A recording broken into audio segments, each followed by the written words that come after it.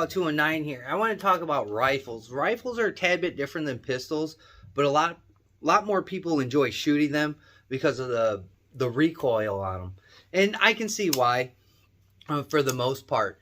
But one of the things that I've noticed with upcoming YouTubers and people that are first getting into guns, and what I used to see at the gun range a lot of times, is people that were manipulating their gun were doing it wrong in a fashion. Because there's a lot of certain things that could go wrong in a scenario. But one of the things I want to talk about is the stock.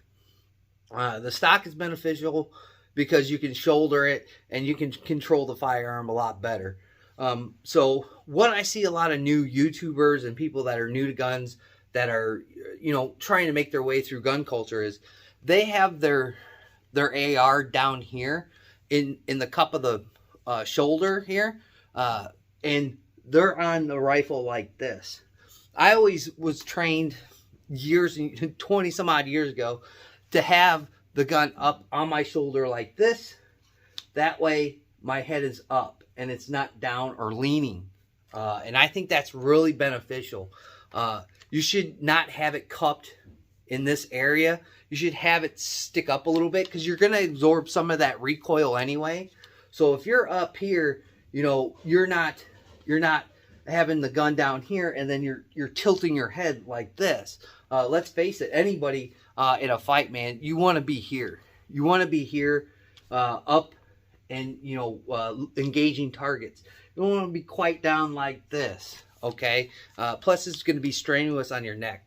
And I'm about to show you another reason why that you should hold the gun up a little bit higher and not in that little crease by your shoulder. So again, with guns, man, you can put all the doodads and gadgets on them. It's really you that determines, being a good shot or not. One of the things that I've really noticed is people running optics on their gun with no backup sights. And I think that's going to be detrimental to you in the long run. Do you need sights? Technically, you don't. Technically, I could take off sights on one of my pistols and I could probably hit the target. But with sights, it makes it a lot easier to hit what you're aiming at. So for this type of an example, I have this optic on this gun, but I have canted, iron sights. If you can see that, how they're canted off the side of the firearm. Now, another reason why I say not to put that, buttstock in this area of your shoulder, especially with canted iron sights. It's very important. So, see how this top part of the stock is sticking up? So I'll be up here engaging my targets and my optic goes out. All I have to do is switch to my iron sights and, tilt the gun a little bit and switch to my iron sights. Now, if my gun's down here in this little area and my head's down here and I tilt my iron sights, I'm looking above them now.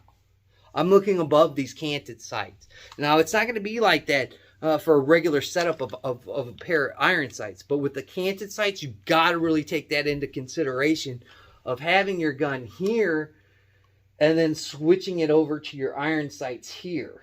Okay? So if you're down here and your optic is out and you go to look through your iron sights, you're not looking through your iron sights. You're looking on the top of them.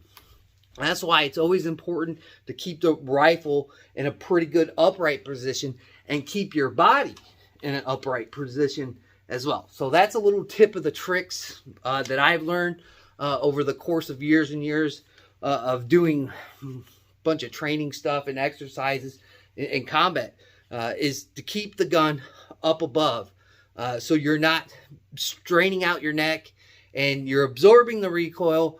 But if optics go out, you can hurry up, and reacquire your targets with your iron sights.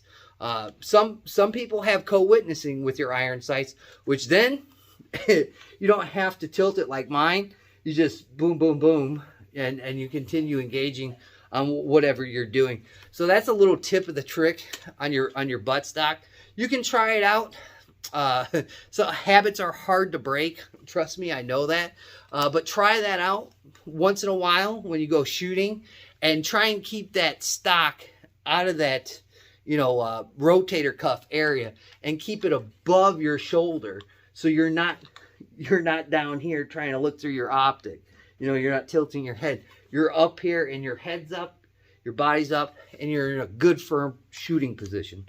So that's all I have for you today. I'm not an expert. I've done very to little, but I know how to shoot a rifle. So there you go. I'd like to thank my new subscribers, and just people that zip through. I greatly do appreciate it. Please like, comment, share, and subscribe. Try this method out at your gun range, or if you can shoot on your property. Let me know how it turns out. Catch you on the next one.